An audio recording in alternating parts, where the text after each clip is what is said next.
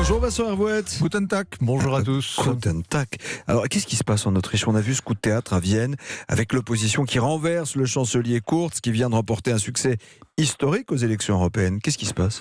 Il y a un dicton local qui dit que plus la montagne est haute, plus la vallée est profonde. Ouais. Sébastien Kurz s'est hissé dimanche au sommet. Le chancelier autrichien a été l'un des vrais vainqueurs des élections européennes. Le seul en Autriche. Le parti conservateur a raflé 34% des voix, record absolu, alors que les socialistes continuaient leur descente aux enfers et que l'extrême droite dévissait un peu, 2 points de perdus, et que même les écolos glissaient et perdaient un siège. Dimanche soir, donc, Sébastien Kurz, l'enfant prodige de la politique autrichienne, a dû se coucher dans son petit lit avec le triomphe modeste qui lui va si bien. C'était sa dernière nuit à la chancellerie. Hier, il a été viré. Les vaincus lui ont fait la peau. La gauche et l'extrême droite ont voté ensemble une motion de censure. La revanche des losers, ce guet-apens parlementaire est sans précédent dans les annales politiques. La gauche et Les ratés l'extrême ne droite... vous rateront pas. En gros, c'est ça. Pardon ? Les ratés ne vous rateront pas. Exactement. La gauche et l'extrême droite ont toutes les deux été alliées au Parti conservateur pour gouverner et toutes les deux avaient été répudiées par Sébastien Kurz. En Autriche, les alliances politiques contre nature sont aussi fréquentes que les mariages consanguins dans la famille des Habsbourg, mais elles durent beaucoup moins longtemps. Alors, on triche beaucoup à Vienne.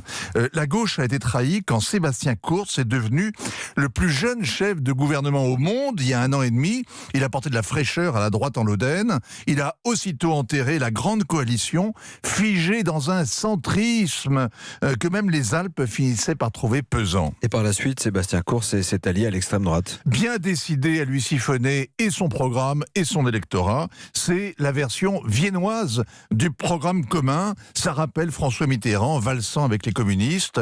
Toutes les droites européennes étaient au balcon observant l'expérience.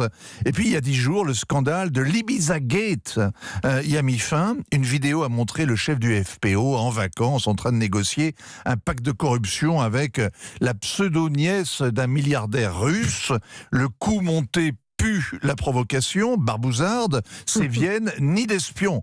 Kurz, en tout cas, s'est débarrassé sans état d'âme de cet allié douteux et il comptait expédier les affaires courantes jusqu'aux élections en septembre.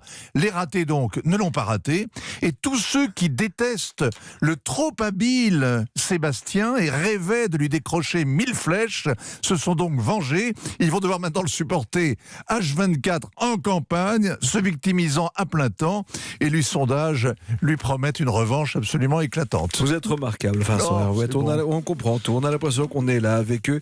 Je note cette phrase. Le coup monté pue la provocation barbouzarde. Ça, on en reparlera. Mais oui, justement, parce que c'est une histoire dont on parle dans le monde entier. D'ailleurs, après, il y a une autre vidéo où on le voit prendre de la drogue ou un truc comme ça. Oui, mais c'est une histoire qui a été montée, c'est une véritable conspiration. On commence à en avoir quelques petites lueurs et ce n'est pas fini. Vincent Hervouette pour l'édito international. Merci.